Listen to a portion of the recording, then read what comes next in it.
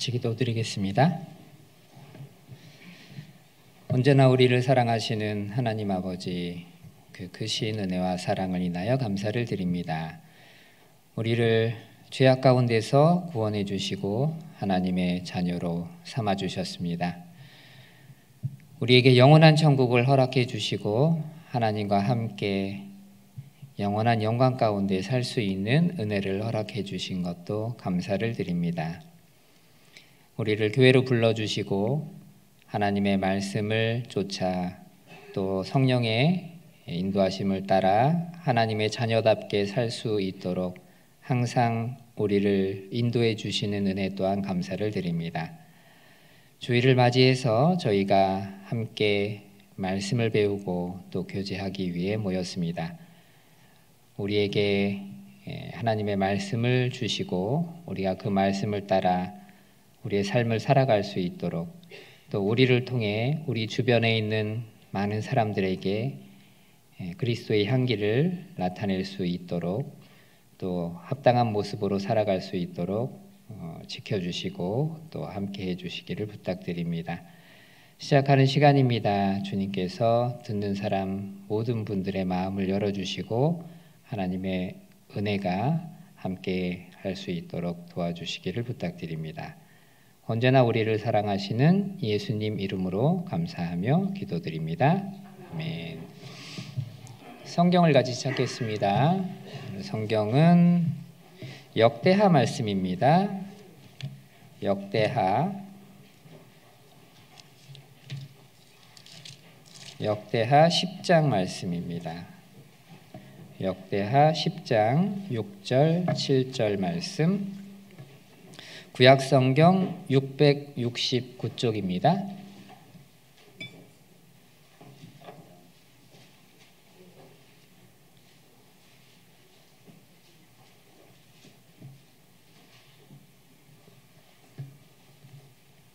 구약성경 669쪽 역대하 10장 6절과 7절 말씀입니다. 역대하 10장 6절 7절,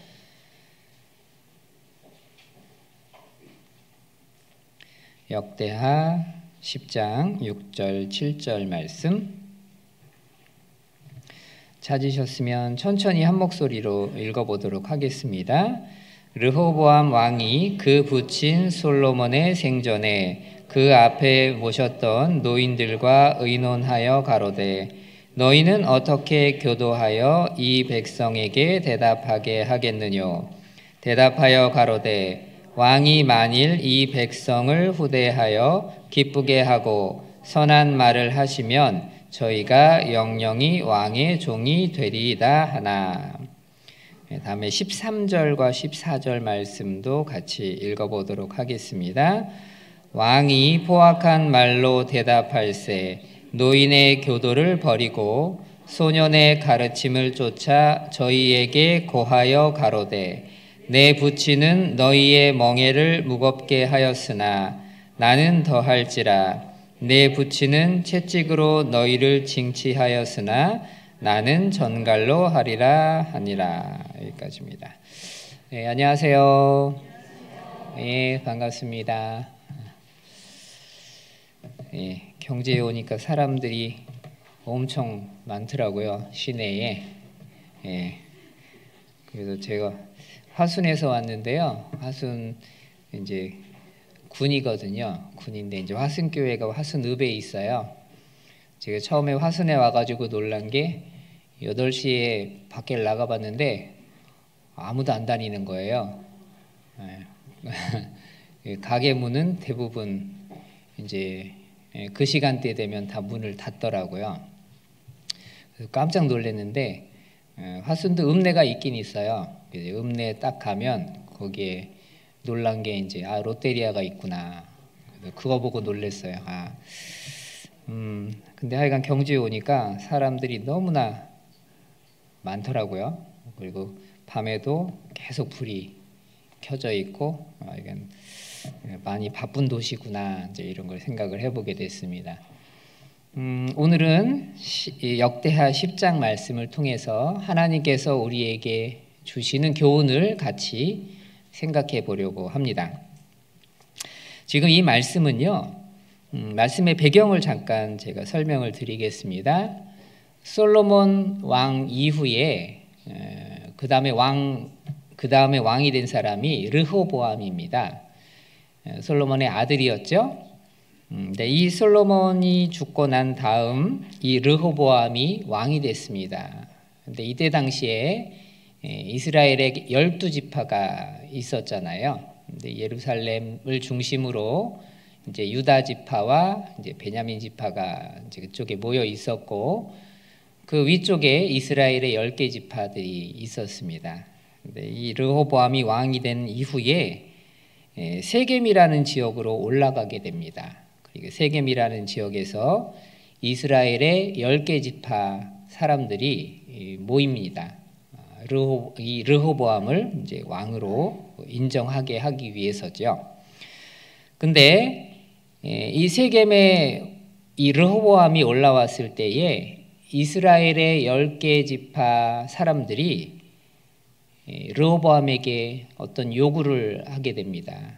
요구가 뭐냐면, 우리의 조건을 들어주신다면 우리가 왕으로 섬기겠습니다. 이렇게 이야기한 거예요. 자, 그 말을 듣고 난 다음에 르호보암이 3일 후에 다시 와라, 이제 이렇게 이야기합니다. 그리고 나서 르호보암이 주변에 있는 사람들에게 이제 조언을 구합니다. 먼저는 누구에게 조언을 구했냐면, 솔로몬 생전에 그 앞에 모셨던 노인들과 의논했다고 말씀합니다. 솔로몬은 지혜의 왕이었죠. 많은 것을 이제 하나님께서 총명을 주시고 지혜를 주셨잖아요. 그 솔로몬 밑에서 솔로몬의 지혜를 들었던, 또 배웠던 그 신하들에게 먼저 묻습니다. 나이가 들었겠죠. 이제 그들이 뭐라고 조언을 해주었냐면, 이 백성을 후대하여 기쁘게 하고 선한 말을 하라고 조언을 해줍니다. 그렇게 된다면 저희가 영영히 왕의 종이 될 겁니다. 이렇게 조언을 했습니다. 자, 그리고 이 르호보암이 또 다른 사람들에게 묻습니다. 이번엔 누구에게 물었냐면, 자기와 함께 자라난 소년들에게 물었다고 말을 하고 있습니다. 성경에는 소년이라고 표현을 하고 있지만 우리가 생각하는 그런 소년이 아닙니다. 왜냐하면 이때 당시에 르호보암의 나이가 41살이었거든요. 41세.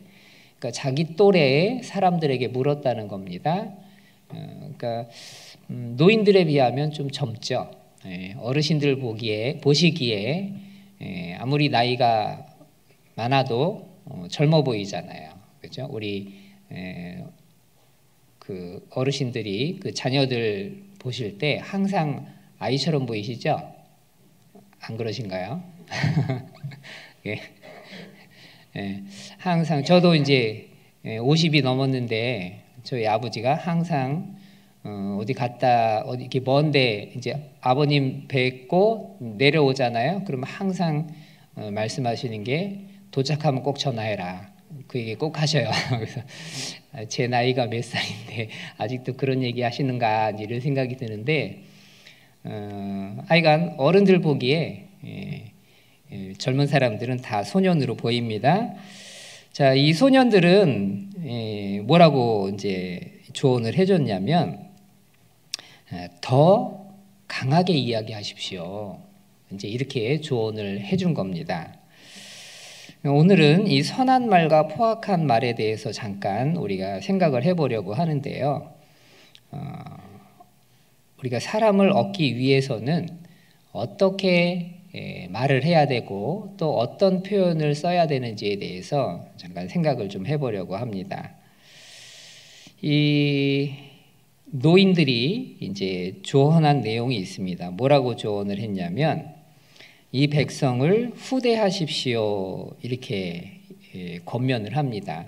후대하다라는 말은요, 인간적으로 대해 주십시오. 다시 말하면 좀 너그럽게 대해 주십시오라고 말을 하는 겁니다. 너그럽다, 마음을 좀 넓히라는 얘기죠. 우리가 사람을 대할 때 이제 마음을 넓히는 게 참 중요하거든요. 상대방이 어떻게 반응을 하든지 어떻게 말을 하든지 간에 일단 마음이 너그럽게 되면 그 사람을 이제 얻을 수 있고 또 우리가 원하는 방향으로 이끌어 갈 수가 있게 되기 때문에 그렇습니다. 선한 말을 하시면 저희가 영영이 왕의 종이 되리이다. 이 선한 말이라는 것은 풀어서 이야기하면 좋은 말이라는 거예요. 그러니까 부드럽게 말하라는 얘기입니다. 말에는 마음의 생각이 들어가 있습니다. 그래서 말을 할 때 우리는 항상 조심해야 됩니다. 말에 가시가 돋쳤다 이런 이야기를 많이 듣지요. 가시 돋친 말은 상대방에게 큰 상처를 주게 됩니다. 그리고 그 말 한마디 때문에 그 사람과 굉장히 안 좋은 관계가 될 수도 있다는 것을 우리는 기억을 해야만 합니다. 특히 교회 안에 그런 일들이 많이 있습니다. 자주 만나고 또 오랫동안 만나야 되는 사이이기 때문에 한번 마음의 상처가 되면 그게 풀리는 것이 쉽지가 않기 때문에 그렇습니다. 말을 좀 거칠게 하시는 분들도 있습니다. 근데 그런 분들이 가끔 이렇게 이야기하십니다. 나는 원래 그래. 그러니까 잘 그냥 알아서 새겨들어. 이제 이렇게 이야기하시곤 합니다. 그러나 하나님께서는 그렇게 말씀 안 하십니다. 출애굽기를 한번 찾아보겠습니다. 출애굽기 21장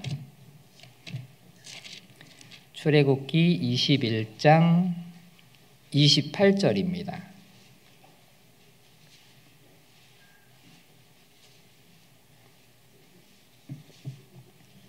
하나님께서 이스라엘 백성들에게 가르쳐 주신 규례입니다.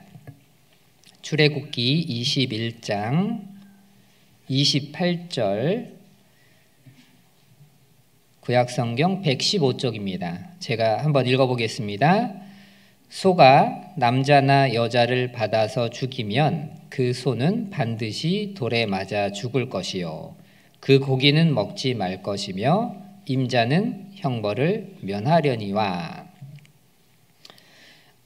소 보신 적 있으시잖아요. 근데 그 소가 이렇게 사람을 들이받는 소가 있다고 합니다.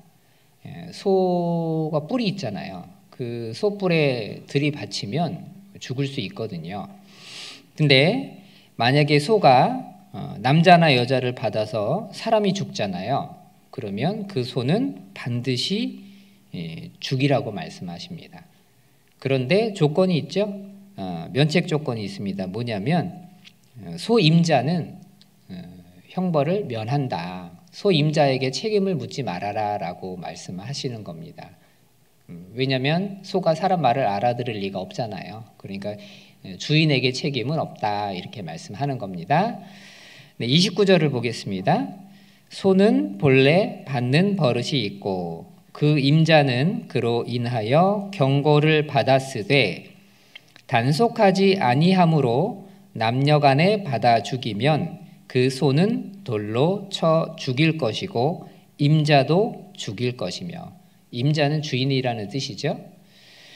자, 이게 무슨 말씀이냐면요, 이 소가 들이받는 버릇이 있다는 걸 주인이 알아요. 그래서 그걸 주변 사람들에게 경고를 받았어요.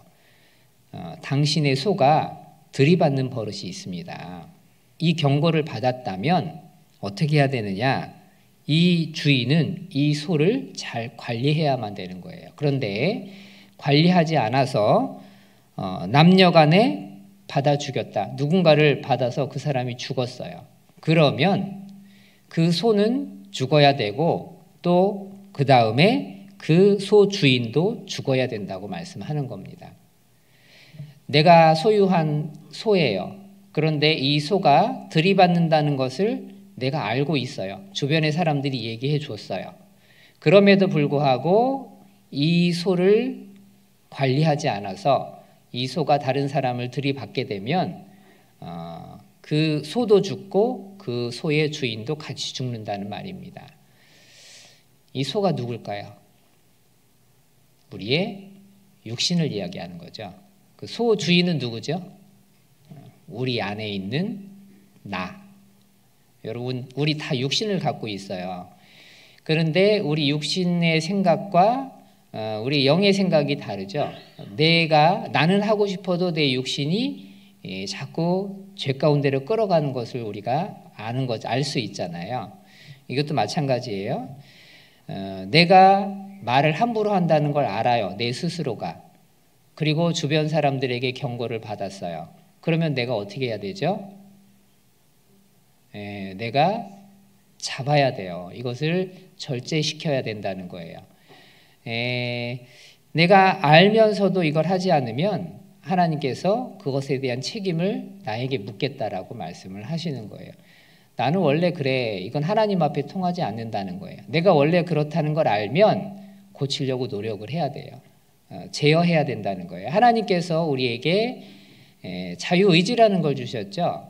선택할 수 있는 어떤 그 힘을 주셨어요. 그리고 제어할 수 있는 힘을 주셨다는 거예요. 내 앞에 죄의 유혹이 있어요.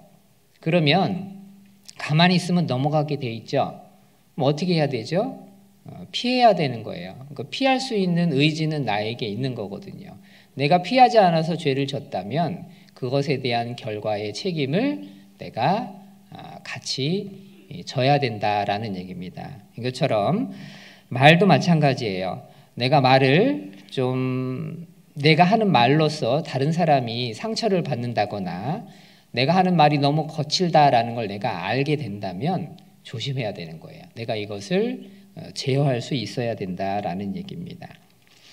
우리가 사람을 얻기 위해서는 그 사람의 마음을 상하게 해서는 안 됩니다. 어떤 일을 하다가 또 어떤 어떤 교제를 하다가 서로 의견이 다를 수 있습니다. 그러면 부딪힘이 생기겠죠.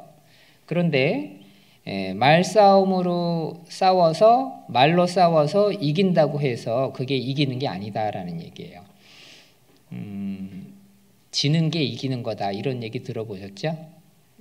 전 그게 참 이해가 안 됐습니다. 지는데 어떻게 이기는 거야? 이렇게 생각이 들었는데 나중에 시간이 지나고 난 다음에 조금씩 깨닫게 됩니다.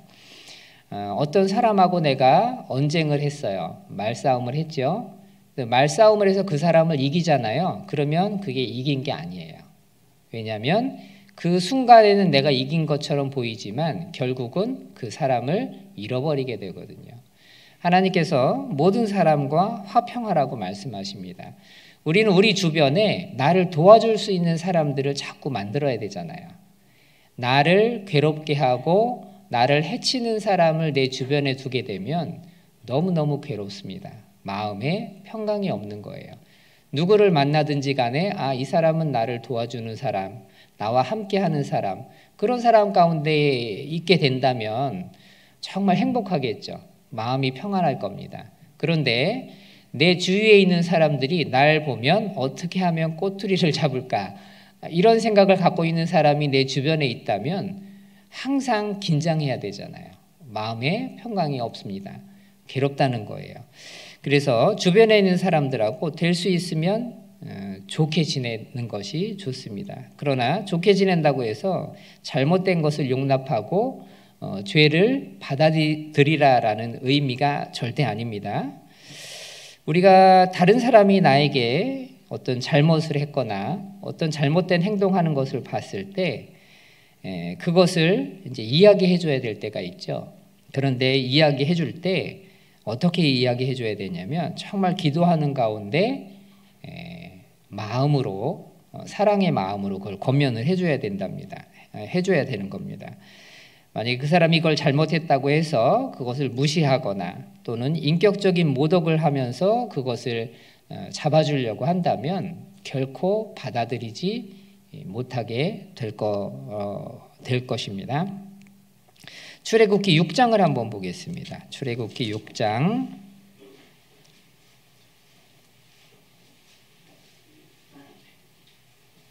8절입니다. 출애굽기 6장 8절.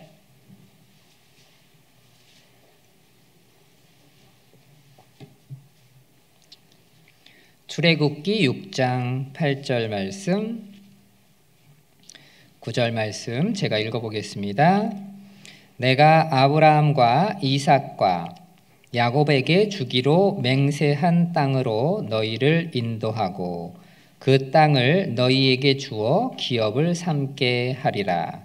나는 여호와로라 하셨다 하라. 자, 이게 무슨 말씀이냐면요, 하나님께서 모세를 통해서 이스라엘 백성들에게 하나님의 말씀을 전하신 거예요. 근데 이 말씀이 어떤 말씀이냐면 축복의 말씀이잖아요. 하나님께서 너희를 하나님이 주기로 맹세한 그 땅으로 인도하겠다. 그리고 그 땅을 너희에게 주겠다라고 약속을 하신 거예요. 9절에 모세가 이와 같이 이스라엘 자손에게 전하나 그들의 마음의 상함과 역사의 혹독함을 인하여 모세를 듣지 아니하였더라. 이렇게 말씀하셔요.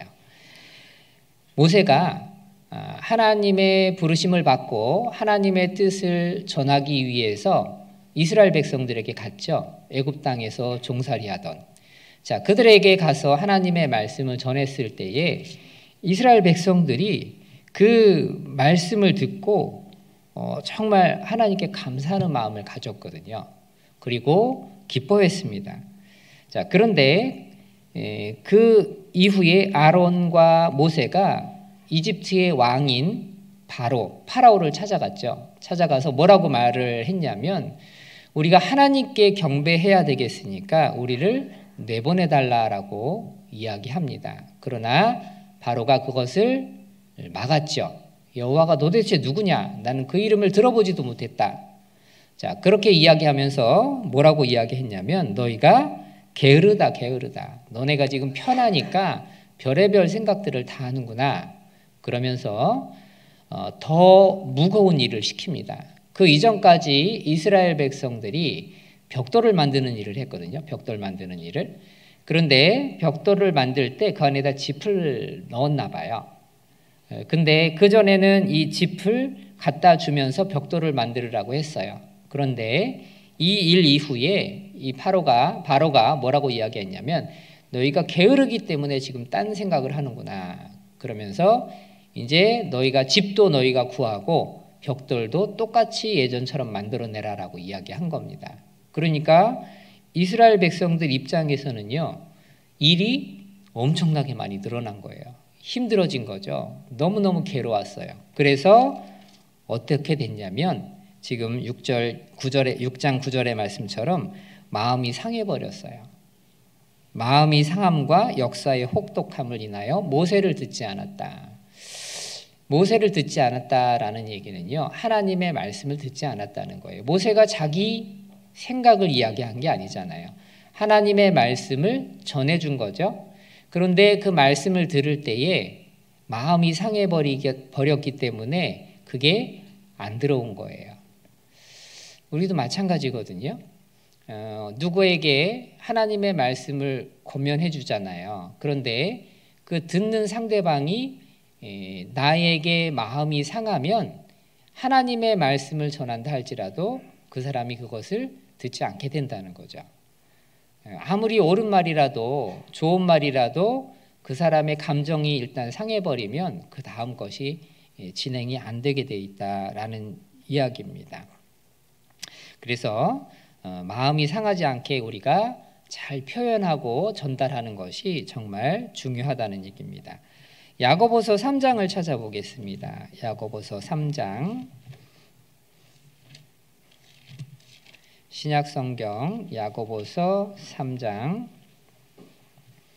374쪽입니다. 신약성경 374쪽, 야고보서 3장 2절 말씀입니다. 야고보서 3장 2절 말씀. 이 말에는 굉장한 힘이 있습니다. 말의 힘이 대단하거든요.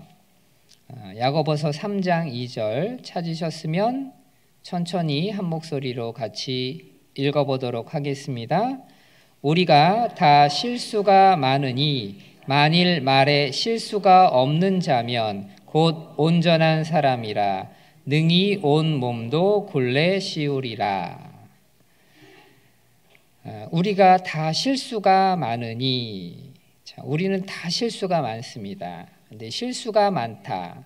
만일 말에 실수가 없는 자면 온전한 사람이라고 말씀합니다. 이게 다른 번역본 성경에는 이제 뭐라고 표현이 되어 있냐면, 이 실수라는 것을 뭐라고 표현하고 있냐면요, 감정을 상하게 한다, 또 불쾌감을 준다, 이렇게 표현을 하고 있습니다. 제가 그 표현으로 다시 한번 읽어볼게요.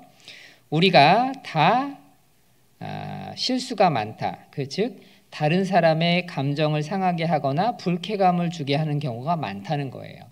그렇기 때문에 만일 말로 인하여 다른 사람의 감정을 상하게 하거나 불쾌감을 주지 않게 된다면 그는 곧 온전한 사람이다라고 말씀을 하고 있는 겁니다. 다른 사람에게 감정을 상하게 하거나 또는 불쾌감을 주게 하거나 하는 말들을 하지 않도록 우리 입술을 제어해야 된다라는 말씀입니다. 폭력이라는 말 들어보셨죠? 폭력이라는 말의 의미가 모질고 억세면서 사나운 힘을 이야기합니다. 거칠고 사납게 제압할 때, 상대방을 제압할 때 쓰는 힘을 폭력이라고 이야기합니다. 근데 이 폭력은요, 우리가 이제 물리적인 폭력이 있죠. 뭐 때리거나 던지거나 이런 폭력이 있지만 말로써 하는 폭력도 있습니다. 언어 폭력이라는 말 들어보셨죠? 이 언어 폭력이 굉장히 크잖아요. 파급 효과가. 우리 시대에 이제 안타깝지만 요즘에 이제 초등학교 선생님들 가운데서 이 학부모님들이 이 말로써 계속 이제 괴롭히고 이제 언어 폭력을 행사함으로 인해서 이제 극단적인 그런 선택까지 하는 경우가 요즘에 몇 건 있었습니다. 그래서 그게 큰 문제가 되고 있지요. 또 우리가 이제 뉴스를 보셔서 아셨겠지만 뭐 학교 폭력 막 이런 게 또 나오잖아요. 그게 뭐냐면 학교 다닐 때 이제 동급생들끼리 막 이렇게 인격적인 모독을 하고 말을 막 함부로 함으로 인해서 큰 상처를 받았다가 나중에 이제 성인이 된 이후에 그것에 대해서 이제 안갚음을 하게 되고 이제 폭로하게 되고 이런 일들도 많이 벌어지게 되는 것을 봅니다. 이것처럼 이 말은 굉장한 힘을 갖고 있습니다. 우리가 잘 사용해야 된다는 거예요.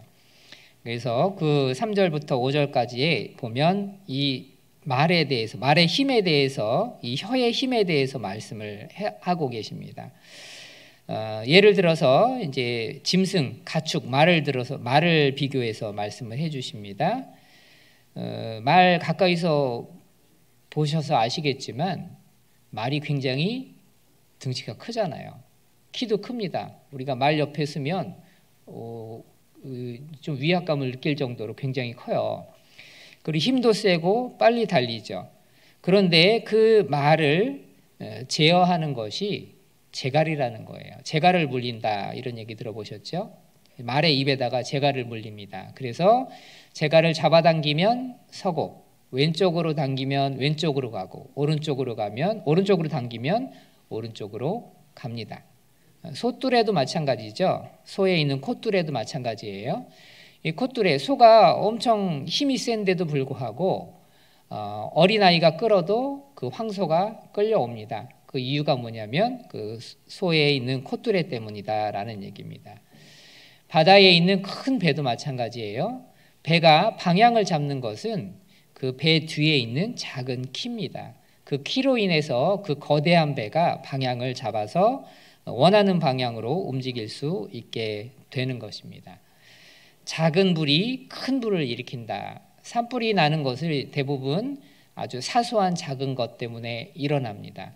담뱃불을 떨어뜨렸다든지 아니면 작은 모닥불을 피우다가 큰 산불을 내는 경우를 볼 수가 있습니다.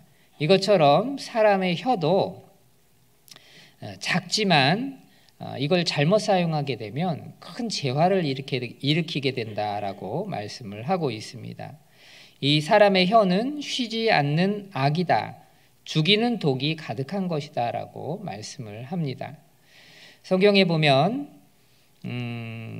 이 사울의 부하였던 도액이라는 사람이 있었습니다. 이 도액이라는 사람이 아주 그 말 한마디를 잘못 전달함으로 인해서 큰 어떤 사건, 재화가 일어났거든요. 다윗이 사울을 피해서 도망을 가다가 대제사장인 아히멜렉에게 찾아갑니다. 그리고 그곳에 가서 이제 너무 배가 고프니까 먹을 걸 좀 달라라고 이제 부탁을 하지요. 그리고 또 뭐라고 이야기하냐면 내가 왕의 명령을 따라서 어딜 가고 있는데 급하게 나오느라고 아무것도 가지고 나오질 못했다. 뭔가 무기가 될 만한 거 있으면 좀 달라고 이야기합니다. 그때 이 아히멜렉이 골리앗이 갖고 있었던 그 칼을 주게 돼요. 자, 그런데 이 사건을 이 당시에 이 도액이라는 사람이 그곳에 있었고 그 광경을 보게 됩니다. 그리고 나중에 사울이 엄청 흥분해서 막 그 다윗에 대한 적개심이 불타오르고 있을 때에 도액이 사울에게 그 말을 합니다. 아히멜렉이 다윗을 도왔습니다. 자, 이야기를 들은 사울이 어떻게 했느냐? 군사를 이끌고 가서 이 아히멜렉 대제사장이거든요. 그 제사장의 무리, 그 가족들을 전부 다 죽이게 됩니다. 한 사람만 살아남고 나머지가 다 죽게 되는 일이 벌어졌어요. 일가족이 완전히 몰살을 당하게 된 거죠. 원인이 뭐였냐면 이 도액의 말 한마디였습니다. 이것처럼 이 말 한마디가 정말 중요하다. 이 말을 내가 이때 해야 되는지 말아야 되는지 잘 생각하고 해야 된다라는 얘기입니다. 우리가 잘못 그 말 한마디 건넨 것이 돌고 돌아서 엄청나게 큰 파장을 일으키게 되는 것을 보게 됩니다. 소문을 믿지 마세요. 소문이라는 것은 반드시 뭐가 덧붙여서 나가게 돼 있습니다. 요만한 것이 나중에 보면 이만하게 돼서 오는 거예요. 그러니까 정말 이 소문이 진짜인지 아닌지 알아보려면 당사자하고 만나서 정말 기도하는 가운데서 이제 교제를 하시든지 아니면 그냥 못 들은 척 하시든지 그렇게 하시는 게 좋을 것 같습니다. 자, 말에는 또 이제 여러 가지 이제 종류가 있습니다. 지혜로운 말과 어리석은 말이 있죠. 자, 지혜로운 말. 성경에 보면 지혜의 근본은 하나님이라고 말씀하십니다. 그리고 잠언에서 지혜라는 말이 나오면 다 예수님을 생각하시면 되거든요. 자, 하나님과 관계된 말들이 지혜로운 말입니다. 어리석은 말은 뭘까요? 하나님을 떠난 말입니다. 하나님을 배제한, 하나님을 제외시킨 다른 모든 말들은 어리석은 말들이 되는 겁니다. 그 덕을 세우는 말과 다른 사람을 무너뜨리는 말이 있습니다. 덕을 세운다는 얘기 많이 들어보셨죠? 덕을 세운다는 게 도대체 무슨 말일까? 말이 잘 이해가 되지 않습니다. 근데 말이 이해가 잘 되지 않을 때는 다른 번역본 성경을 보면 조금 이해하기가 쉽게 돼 있습니다. 이 덕을 세운다는 말이 영어 성경에는 어떻게 표현되고 있냐면 건축하다 이런 의미로 되어 있습니다. 건물을 세운다 이런 의미로 되어 있어요. 에베소서에 보면 하나님께서 이 교회를 세워나가십니다. 어떻게 세워나가시죠? 예수님이 모퉁이 돌이 되시고 우리 구원받은 사람들은 각각의 건축 자재들이 되는 겁니다. 예수님을 중심으로 인해서 우리가 서로 연합되는 것을 말씀하고 있습니다. 우리가 이제 우리 교회당 지은 지 얼마 안 된 것 같아요. 교회당 지을 때 여러분 보셨죠? 이게 그냥 저절로 된 것이 아니라 많은 여러 가지 건축 자재들이 서로 연합되어서 이게 이제 하나의 건물로서 이제 완성이 된 거잖아요. 에베소서에 보면 우리를 뭐라고 말씀하고 있냐면 교회라고 말씀하시는데 교회는 겉으로 보이는 이런 건물이 아니라 그리스도인들이 모여서 하나님이 거하실 수 있는 장소로 마련되어져 가는 것을 이제 교회라고 말씀하시죠. 구원받은 한 사람 한 사람은 이 교회를 이루기 위한 하나의 건축물들, 자재들이다라고 생각하시면 되겠습니다.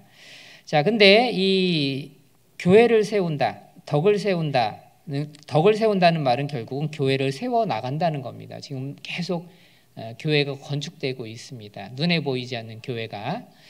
근데 덕을 세운다. 내 상대방에게 덕을 세운다는 얘기는 뭐냐면 내 주변에 있는 형제 자매님들의 그 믿음, 즉 신앙을 세워주고 교회 안에서 든든히 서고 자기 역할을 할 수 있도록 도와주는 것이 덕을 세우는 겁니다. 무너뜨리는 말이 있죠. 무너뜨린다는 건 뭐냐면 그 사람의 신앙을 넘어뜨리는 말들이라는 거예요. 우리는 다른 사람의 신앙을 넘어뜨리는 말이 아니라 다른 사람의 신앙을 붙잡아주고 지지해주는 그런 말들을 해야 된다는 얘기입니다. 우리가 모임, 조모임, 구역모임, 조모임, 뭐 여러 가지 모임을 할 때 같이 이제 모여서 간증을 하고 서로 교제를 하잖아요. 그럼 모든 것 하나하나가 결국은 뭐냐면 교회를 세우는 거예요. 그 형제자매님들의 신앙을 붙잡아주고 일으켜주고 성장시켜주는 일들을 하는 겁니다. 그런데 쓰임을 받는 귀한 말을 해야 되겠다라는 얘기입니다. 또 말의 종류에는 화목하게 하는 말과 다툼을 일으키는 말이 있습니다. 싸움은 말리고 흥정은 붙여라, 뭐 이런 얘기가 있잖아요. 다른 사람 형제자매님들 안에 서로가 화목할 수 있는 말들을 해줘야 됩니다. 괜히 중간에서 말을 잘못 옮김으로 인해서 다툼이 일어나게 만들면 안 된다라는 얘기예요. 설사 이 형제나 이 자매가 조금 부정적인 말을 할지라도 그것을 어떻게 교제를 해줘야 될까요? 긍정적으로 교제를 해줘야 됩니다. 말을 절대 부정적인 말은 옮기지 마시고 중간에 그걸 차단시켜야 돼요. 그리고 설사 전달을 해야 될 일이 있더라도 어떻게 전달을 해야 될까요? 좋게 바꿔서 전달을 해주셔야 돼요. 이쪽에서 이렇게 얘기해도 이쪽에서는 조금 더 부드럽게 표현해서 전달을 하게 되면 사이가 안 좋으신 분들일지라도 서로에 대해서 오해하지 않게 되고 그 오해가 점점 풀어지게 된다라는 얘기입니다. 그리고 이제 위로하는 말과 상처를 주는 말이 있습니다. 다른 사람을 격려해주고 마음이 상한 분들을 위로해주고 이런 말들을 해야 되는데 그런 말이 아니라 오히려 이제 상처를 주는 말을 해서는 안 되겠죠. 병원에 이제 아파서 입원하신 분에게 찾아가서 자신을 돌아봐라, 뭐 이런 얘기 하시면 그게 안 되잖아요. 실제 그렇다 할지라도 병원에 가서는 정말 위로해주는 말을 해야 되잖아요. 기도하겠다, 빨리 회복되어서 이제 같이 교회 안에서 뵀으면 좋겠다, 이렇게 이야기해 주셔야 되는데 여기 계신 분들 가운데 그런 분들은 없겠지만 이제 간혹 이제 그러신 분들이 이제 있어요. 자신을 돌아봐라, 뭐 잘못한 거 없냐, 자꾸 이제 이렇게 이야기하시면 안 된다라는 얘기입니다. 자, 그리고 말에는 내용이 있습니다. 잠언 18장 20절에 보면 이렇게 말씀합니다. 사람은 입에서 나오는 열매로 하여 배가 부르게 되나니 곧 그 입술에서 나는 것으로 하여 만족하게 되느니라. 죽고 사는 것이 혀의 권세에 달렸나니 혀를 쓰기 좋아하는 자는 그 열매를 먹으리라. 이렇게 말씀하십니다. 사람은 입에서 나오는 열매로 하여 배가 부른다. 즉 우리가 하는 말들은요, 나중에 열매가 맺혀서 돌아온다는 얘기예요. 그리고 그 열매를 내가 먹게 되는 거예요. 내가 한 말로 인해서 내가 다시 그것을 감당해야 된다. 그것을 먹게 된다라고 말씀합니다. 성경은 말에 관하여 굉장히 많은 말씀을 하십니다. 왜냐하면 중요하기 때문에 그래요. 우리 속마음을 표현할 수 있는 가장 쉽고 또 구체적인 표현이 말이기 때문에 그렇습니다. 그런데 우리는 말을 할 때 그게 말을 온전하게 이제 표현하는 것이 굉장히 서툴고 부족하거든요. 그럴 수밖에 없잖아요. 말이라는 것이 어렵거든요. 표현하기가. 그래서 내가 생각하고 있는 것을 표현한다 해도 다른 사람들은 그것을 내가 표현하는 것에 한 50%나 알아들을 수 있을까? 공감할 수 있을까? 참 어렵다는 거예요. 예를 들어서 이게 컵에 이렇게 물이 있잖아요. 이걸 어떻게 말로 표현을 하겠어요? 어렵잖아요. 이걸 말로 아무리 이걸 안 본 상태에서 이걸 막 표현을 하면 이게 뭔지 알 수가 없는 거예요. 이것처럼 우리가 말도 우리 생각에 있는 것을 바깥으로 표현한다 하지만 실제적으로는 상대방이 잘못 알아들을 수가 있다라는 걸 우리는 항상 기억해야 됩니다. 그래서 오해할 수 있는 부분이 아주 많다라는 것을 우리는 염두에 두어야 하겠습니다. 사람은 죄인으로 태어났어요. 그렇기 때문에 구원받았다 할지라도 죄의 기질이 우리에게는 남아 있습니다. 말을 많이 하면 실수를 더 많이 하게 돼 있어요. 우리는 혀를 잘 사용해야 되는 책임이 있습니다. 말에는 절제라는 것이 필요해요. 왜 절제가 필요하냐면 아까 말씀드렸던 것처럼 우리 속에 있는 마음의 모든 생각들, 내가 표현하고자 하는 것들을 온전하게 표현하기가 어렵다는 거예요. 또 내가 표현한다 하더라도 상대방이 잘못 알아듣는 경우들이 많기 때문에 그렇다라는 얘기입니다. 그래서 말은 될 수 있으면 적게 하는 게 좋습니다. 우리의 머릿속에 수많은 생각들이 스쳐 지나갑니다. 그렇잖아요. 굉장히 많은 생각들이 지나가는데 그 생각들이 또 전부 올바른 생각들이 아니라는 거예요. 올바른 생각도 스쳐 지나가지만 잘못된 생각들도 많이 스쳐 지나가거든요. 그렇기 때문에 우리는 말을 할 때 항상 생각하고 말을 할 필요가 있습니다. 3-4-1원이라는 말 들어보셨죠? 3번 생각하고 1번 말을 한다는 거예요. 이게 이제 정수기 보면 정수기 안에 필터가 보통 2-3개, 3개 정도 들어 있습니다. 이 필터의 역할이 뭐냐면 중간에 이 물을 걸러주는 거예요. 첫 번째 필터에서 걸러지고 또 두 번째 필터에서 걸러주고 세 번째 필터에서 또 걸러줍니다. 왜 걸러주죠? 깨끗한 물을 만들기 위해서. 우리가 먹을 수 있는 물을 만들기 위해서 그 필터를 통과하게 되는 것처럼 우리의 말도 이렇게 필터링이 돼야 되는 거예요. 내가 이 말을 할 때 잠깐만 좀 참아 보시고 이 말이 정말 적절한 말인지 적합한 말인지 상대방에게 불쾌감을 주는 말은 아닌지 또 마음을 상하게 하는 말은 아닌지 우리가 생각해 보고 이야기해야 된다라는 얘기입니다. 잠언 15장 23절에 이렇게 말씀합니다. 사람은 그 입의 대답으로 말미암아 기쁨을 얻나니 때에 맞는 말이 얼마나 아름다운고 라고 말합니다. 때에 맞는 말이 있습니다. 내가 이때에 이 말을 하는 것이 적합한지 아닌지 우리는 잘 판단하고 이야기해야 됩니다. 옳은 말이라 할지라도 이 상황에서는 하지 않아야 될 때가 있거든요. 그런데 하지 않아야 될 때에 옳은 말이라고 생각하면서 막 해버리게 되면 오히려 더 큰 문제가 생길 수 있기 때문에 그렇다는 얘기입니다.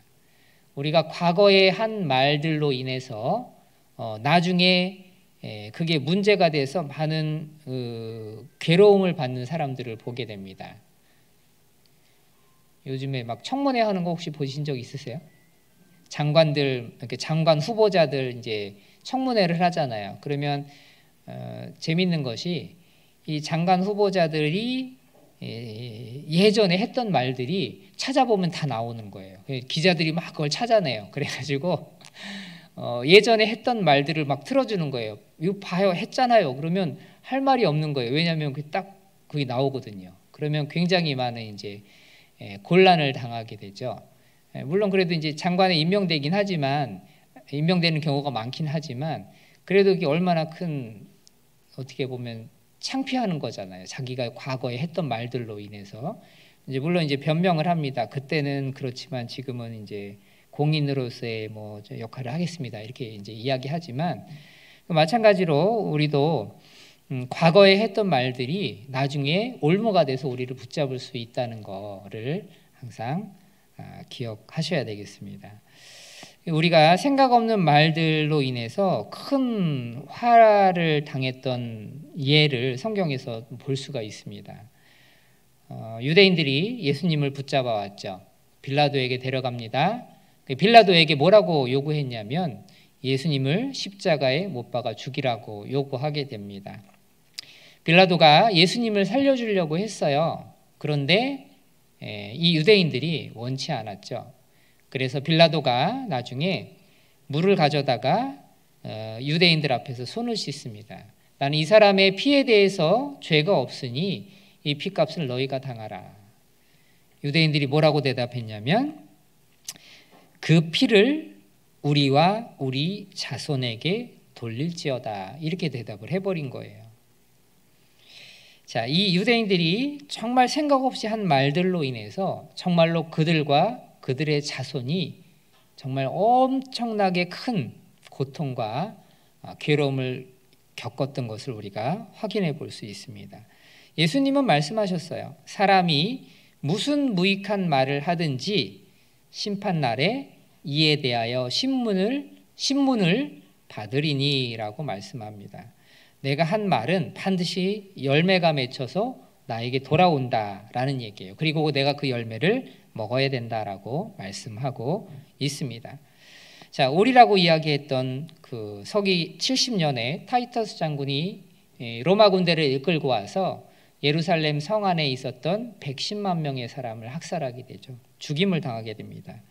우리 자손에게 돌리라고 또 이야기했죠. 서기 135년에 히드리안 황제 때 로마 군대가 다시 쳐들어오게 되고 유대인들은 전 세계로 흩어지게 되었고 2000년 동안 큰 핍박과 환난을 받게 된 모습을 볼 수가 있습니다. 또 열왕기하 7장을 한번 보겠습니다. 열왕기하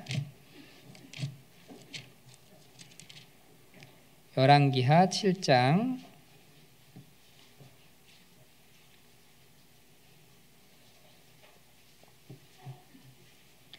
구약성경 572쪽입니다. 열왕기하 7장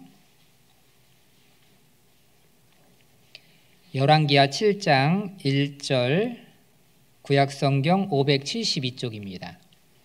구약성경 572쪽 열왕기하 7장 1절 제가 읽어보겠습니다. 엘리사가 가로되 여호와의 말씀을 들을지어다. 여호와께서 가라사대 내일 이맘때에 사마리아 성문에서 고운 가루 한 스아에 한 세겔을 하고 보리 두 스아에 한 세겔을 하리라 하셨느니라. 이 사마리아, 북이스라엘의 수도가 사마리아였거든요.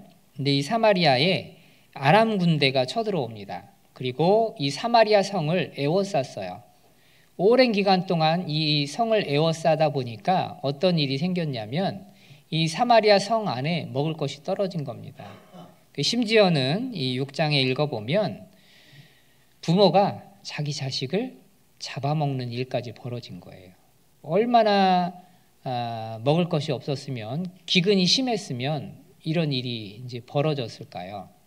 우리가 생각하기에 어떻게 이런 일이 있을 수 있느냐라고 생각할 수 있겠지만 정말 사람이 극한 상황까지 가게 되면 이런 말도 안 되는 일이 벌어진다는 거예요. 실제로 역사 가운데 이런 일이 굉장히 많이 일어나기도 했었다는 겁니다.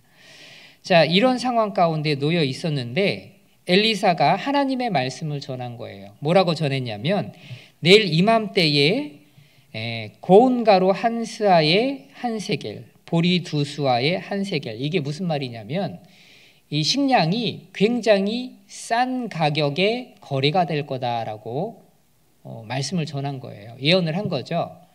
자, 그때 이제 7장 2절에 보면 이렇게 말씀합니다. 그때에 한 장관 곧 왕이 그 손에 의지하는 자가 하나님의 사람에게 대답하여 가로되 여호와께서 하늘에 창을 내신들 어찌 이런 일이 있으리요. 엘리사가 가로되 내가 내 눈으로 보리라. 그러나 그것을 먹지는 못하리라 하니라. 하나님께서 엘리사를 통해서 하나님의 뜻을 전하셨어요. 그런데 그때에 한 장관, 즉 이 이스라엘의 왕이 손을 의지하는 자, 그러니까 굉장히 큰 권력자라는 의미죠. 우리 시대로 따지면 뭐 장관, 비서실장, 청와대 비서실장 뭐 이런 정도 되는 사람인 것 같아요. 자, 그 사람이 뭐라고 이야기했냐면 하나님께서 하늘에 창을 내신들 어떻게 그런 일이 있을 수 있느냐. 인간적으로 도저히 이해 안 되는 일이잖아요. 지금 사마리아 성 안에서 먹을 게 없어서 부모가 자식을 잡아먹는 이런 상황이고 아람 군대는 사마리아 성을 둘러쌌는데 이 이스라엘 사람들이 이 아람 군대와 싸울 수 있을 만한 능력도 안 되고 그런데 어떻게 내일 이맘때에 이렇게 음식값이 식량값이 이렇게 싸게 될 수가 있느냐라고 이것을 반문한 겁니다. 자, 이 말로 인해서 이 장관은 어떤 저주를 받게 되냐면 엘리사가 이렇게 얘기했죠. 너가 그것을 보겠지만 먹지는 못하겠다. 이렇게 이제 이야기를 하게 됩니다. 자, 그 다음 날 실제로 어떤 일이 벌어졌냐면 성문 어귀에 문둥이 네 사람이 있었잖아요. 이 네 사람이 서로 이야기하기를 여기서 굶어 죽으나 아람 군대 가서 맞아 죽으나 죽는 건 똑같은데 그래도 한번 가보자. 그리고 갔어요. 갔더니 아람 군대가 다 도망가고 없네요. 비어 있는 거예요. 나중에 이 문둥이가 이제 다시 사마리아 성에 와서 이 소식을 전하죠. 그리고 난 다음에 이 사마리아 성 안에 있는 사람들이 그 아람 군대 진영에 가서 그 아람 군대가 놓고 간 그 식량과 여러 가지 전쟁 물자들을 취하기 위해서 나갈 때 성문을 열어주잖아요. 성문을 열을 때 이 장관이 이 사람들에게 이제 발표해주게 되거든요. 이제 하나님 말씀대로 이걸 보지만 먹지는 못하게 되는 일이 벌어졌다라는 얘기입니다. 자, 사마리아 성이 해방된 날이었어요. 다른 모든 사람들에게는 정말 기쁨의 날이고 행복의 날이고 구원의 날이었지만 이 장관에게는 정말 가장 큰 비극의 날이고 정말 그 처참하고 혹독한 그런 날이 되었다라는 얘기입니다. 그 이유가 뭐냐면 하나님의 말씀을 믿지 못해서 그것을 말로 뱉은 거예요. 물론 이런 생각할 수 있잖아요. 이 장관처럼 아니 어떻게 내일 이 사마리아 성이 회복되고 이 식량값이 이렇게 싸질 수가 있느냐라는 생각은 누구나 다 할 수 있는 생각이거든요. 다 할 수 있잖아요. 그런데 중요한 것은 이걸 입 밖으로 내뱉었다는 거예요. 이 시기에. 이 장관이라는 사람은 사람들에게 있어서 굉장히 많은 영향력을 끼칠 수 있는 사람이겠죠. 그 사람의 말 한마디로 인해서 많은 사람들이 동요될 수도 있고 힘을 얻을 수도 있다는 얘기입니다. 근데 그 사람이 많은 사람들에게 이 당시에 하나님의 말씀을 무시하고 자기의 인간적인 생각과 그 의견을 내므로 인해서 다른 사람들에게 절망감을 주고 낙담을 하게 되는 불신을 주게 되는 아주 안 좋은 말을 하게 됐다는 얘기입니다. 우리도 마찬가지거든요. 우리 주변에 있는 사람들에게 우리의 말 한마디가 굉장히 큰 영향력을 미칠 수 있다는 것을 우리는 기억을 해야 됩니다. 자, 믿음이라는 것은요, 우리 머리로 이해될 수 있는 게 아니라고 말씀하시죠. 우리 머리로 이해된다면 믿음이라고 이야기할 수 없습니다. 우리가 머리로 이해할 수 있는 부분들도 있지만 우리 머리로 이해 안 되는 부분도 있습니다. 그러나 하나님의 말씀이기 때문에 우리가 그것을 믿고 나아가는 겁니다. 자, 우리가 믿음을 갖고 행할 때 하나님은 우리를 통해서 하나님의 일을 행하시는 겁니다. 여리고를 가기 전에 이제 요단강을 건넜잖아요. 유대인들이 요단강을 지날 때 이제 그때가 이제 볼이 추수하는 때였는데 요단강물이 넘쳤다 그랬습니다.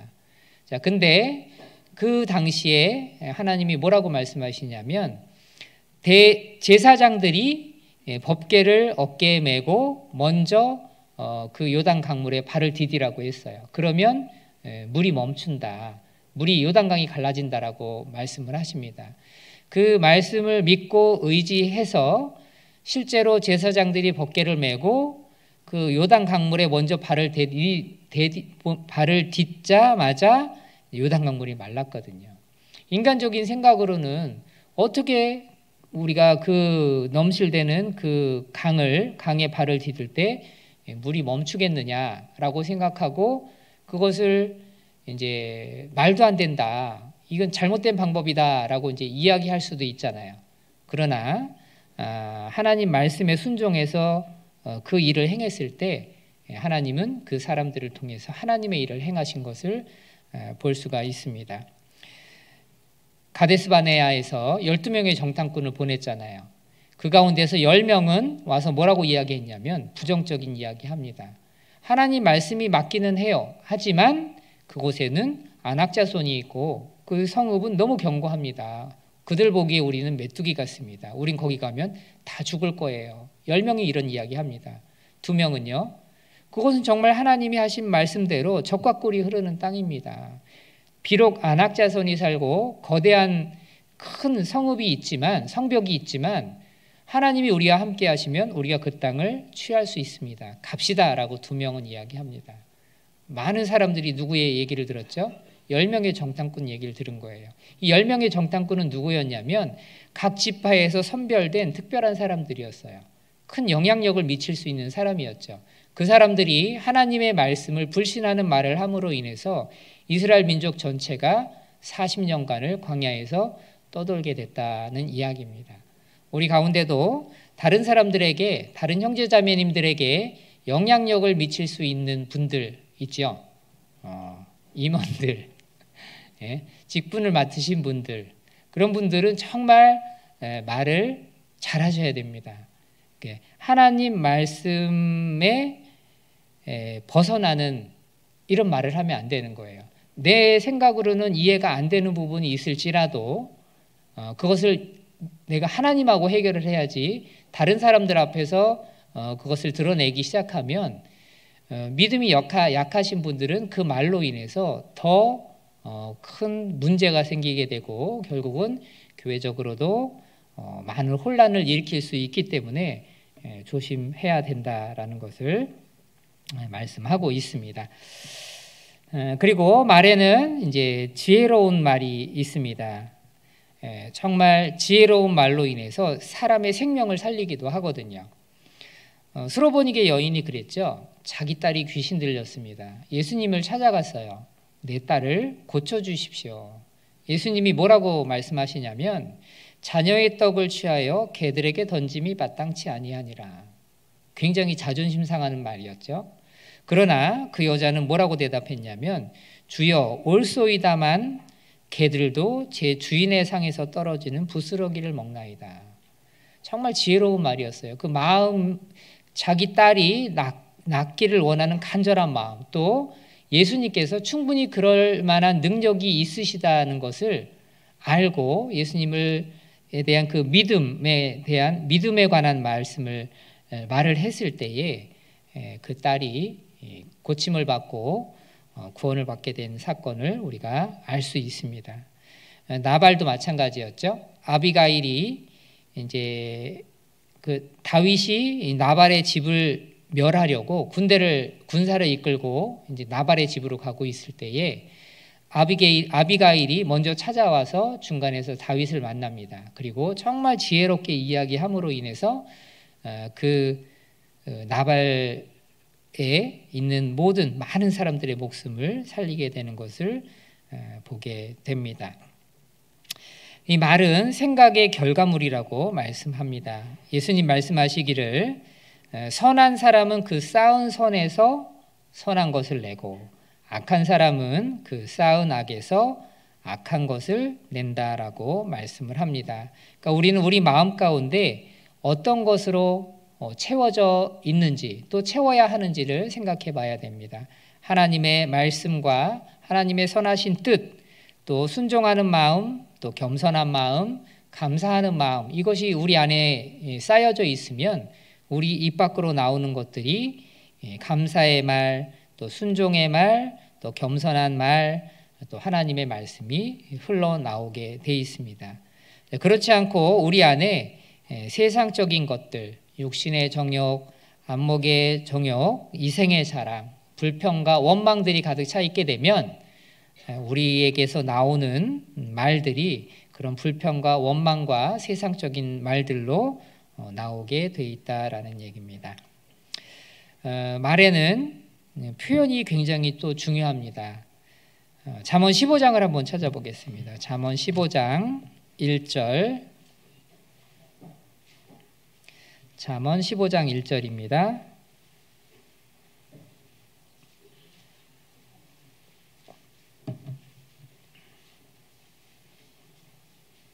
잠언 15장 1절 같이 읽어보겠습니다.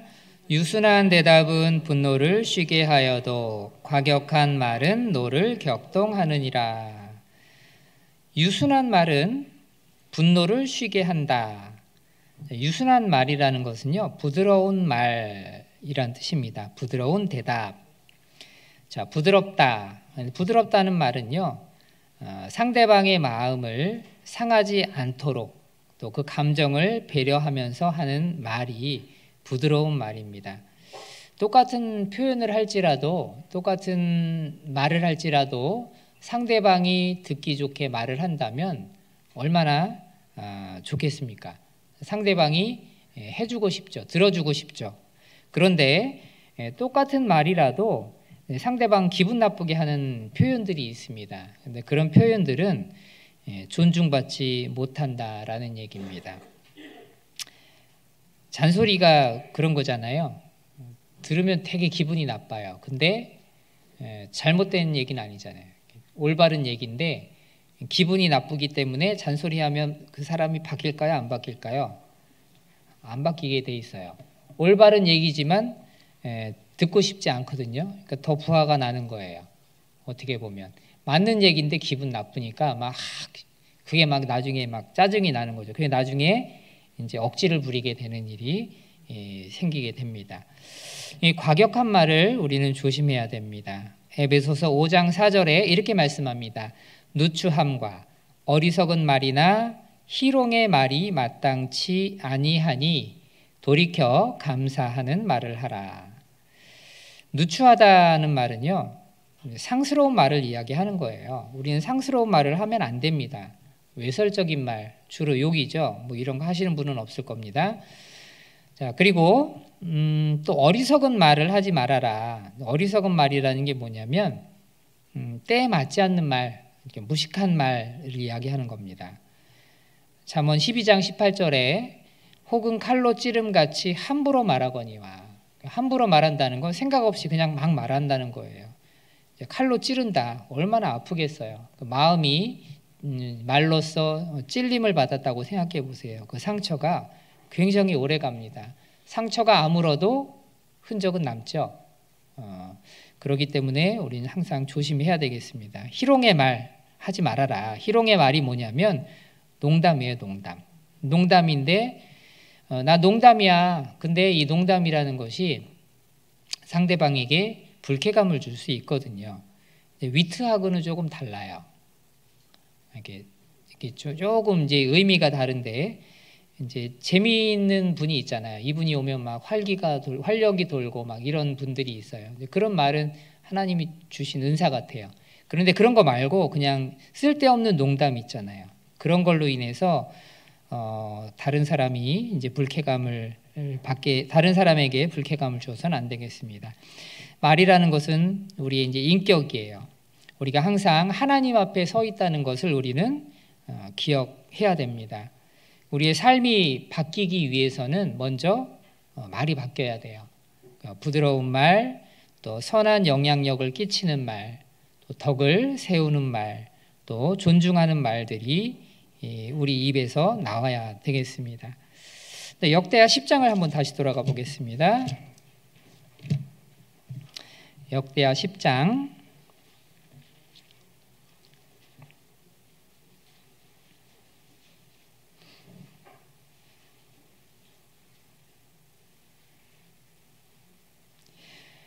역대하 10장 자 13절 왕이 포악한 말로 대답할세 노인의 교도를 버리고 소년의 가르침을 쫓아 저희에게 고하여 가로되 내 부친은 너희의 멍에를 무겁게 하였으나 나는 더할지라 내 부친은 채찍으로 너희를 징치하였으나 나는 정갈로 하리라 하니라 이렇게 말씀합니다. 노인들은 후대하여 기쁘게 하고 선한 말을 하라고 조언을 했지만 소년들은 더 무겁게 이야기하라고 합니다. 그래서 결국 이 왕이 어떻게 대답을 했냐면 포악한 말로 대답을 하게 됩니다. 이 포악한 말로 한 대답으로 인해서 이 이스라엘이라는 나라가 이제 둘로 나뉘어지게 됐다라는 얘기입니다. 물론 이제 이스라엘이 이 둘로 나뉘어진 것의 근본적인 원인은 솔로몬 시대에 있었습니다. 솔로몬 때문이었죠. 솔로몬이 우상을 말년에 섬겼기 때문에 하나님께서 그 나라를 그 자식 때에 둘로 나뉘게 하겠다. 10지파를 이제 나눠주겠다라고 이제 경고를 해주신 겁니다. 근데 이제 하나님께서 하나님의 계획을 사람에게 말씀을 해주시는 이유가 있거든요. 우리에게 어떤 경고를 주시잖아요. 우리가 성경 말씀을 읽어보면 하나님은 우리에게 어떤 일을 하실 때 경고를 주십니다. 근데 경고를 주시는 이유가 뭘까요? 피하라는 얘기거든요. 그렇게 하지 말아라 라는 하나님의 사랑이 들어가 있는 겁니다. 요나를 니느웨에 보내셨습니다. 뭐라고 뭐라고 선포하라 하셨냐면 니느웨가 망한다라는 말씀을 선포하게 하셨어요. 왜 그 말씀을 선포하라고 하셨을까요? 니느웨 사람들을 단순히 겁주기 위함이 아니었죠.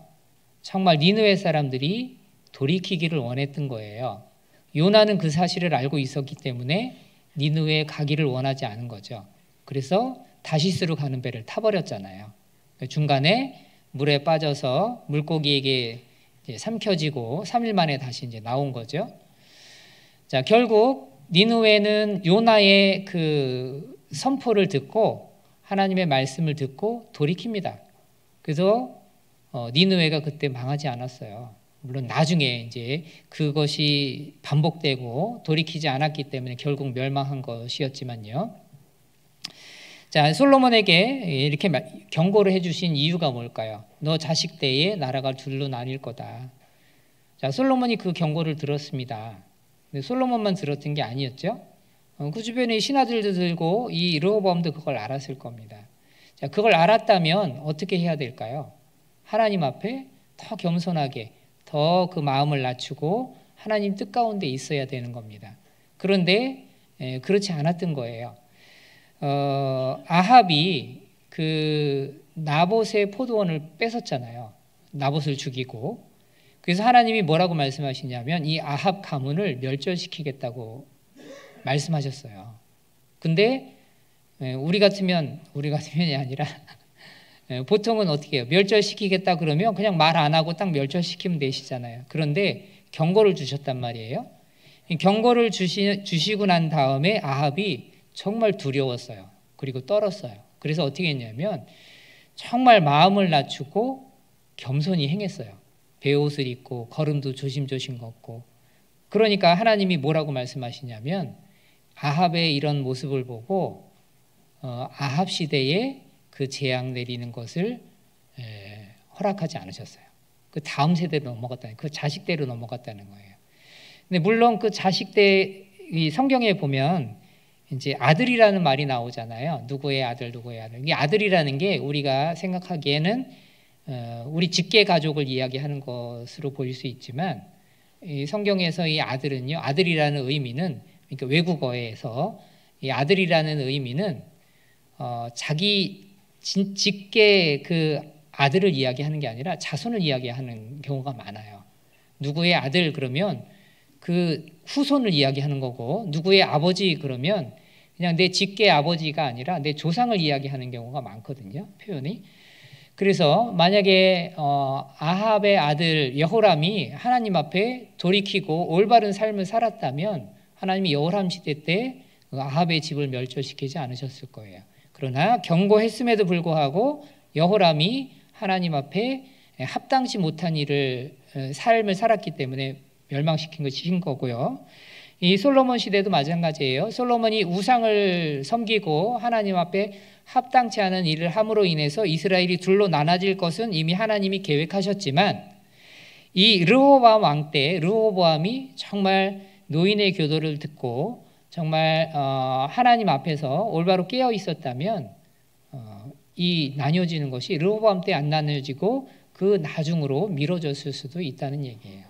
하나님 우리에게 말씀하십니다. 예수님이 오신다고 말씀하시잖아요. 이방인의 충만한 수가 차게 되면. 하나님이 숫자를 정확하게 우리에게 말씀 안 해주셨죠. 그 이유가 뭘까요?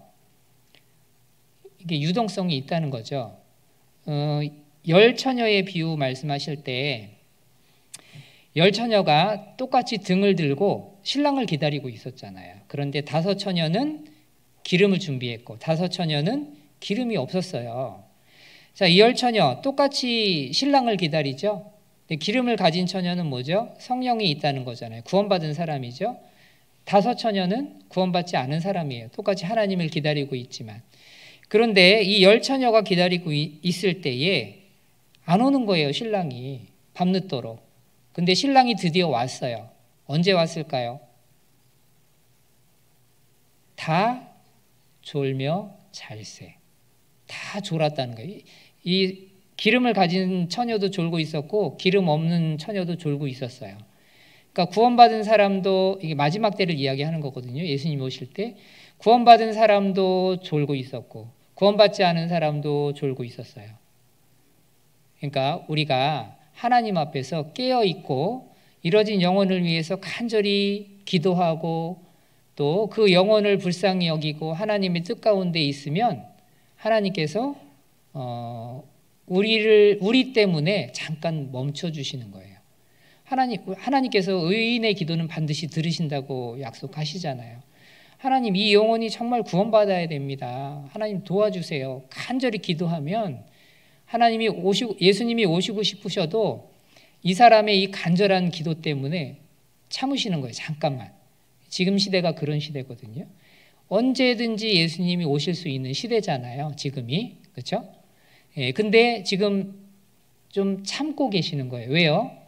의인의 간절한 기도가 있기 때문에 하나님이 참아주시는 거예요. 그런데 마지막 시대가 되면 될수록 어떤 일이 벌어지죠? 교회가 열정이 식어지는 거예요. 이뤄진 영혼에 대한 간절함이 없는 거예요.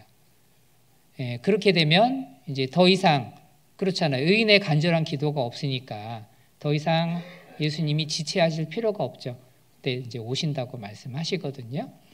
그래서 우리도 정말 하나님이 기회를 주시는 이때에 정말 어떻게 보면 우리가 굉장히 부요하고 풍족한 시대에 살고 있거든요. 그렇기 때문에 이 영혼에 대해서 간절함도 떨어지고 또 우리의 삶에 대한 감사도 떨어지는 그런 시대에 살고 있는 것 같습니다. 말씀 안에서 더 깨어 있어서 하나님의 뜻을 더 간절히 찾고 구하는 우리가 됐으면 좋겠습니다. 자, 기도하고 마치겠습니다. 언제나 우리를 사랑하시는 하나님 아버지, 그 크신 은혜와 사랑을 인하여 감사를 드립니다. 오늘 말씀을 통해서 우리가 하는 말의 중요성에 대해서 다시 한번 생각해 볼 수 있게 되었습니다. 그리스도인으로서 합당한 말을 할 수 있도록 도와주시고 또 우리의 삶을 통해서 주님의 향기를 나타낼 수 있게 도와주시기를 구합니다. 주님 오실 날이 정말 얼마 남지 않은 것을 저희가 알고 있습니다. 마지막 때에 저희가 더욱 깨어 있음으로 인하여 한 영혼이라도 더 하나님 품으로 돌아올 수 있도록 우리가 쓰임받을 수 있게 도와주시길 구합니다. 또 내일부터 또 몽골 선교를 가시게 됩니다. 하나님께서 오가는 길 지켜주시고 또 모든 선교 일정 가운데도 함께 해주셔서 몽골 교회가 더욱 든든히 세워지고 또 그 지역에 복음이 힘있게 전해져서 하나님의 나라가 확장될 수 있게 도와주시길 구합니다. 언제나 우리를 사랑하시는 예수님 이름으로 감사하며 기도드립니다. 아멘.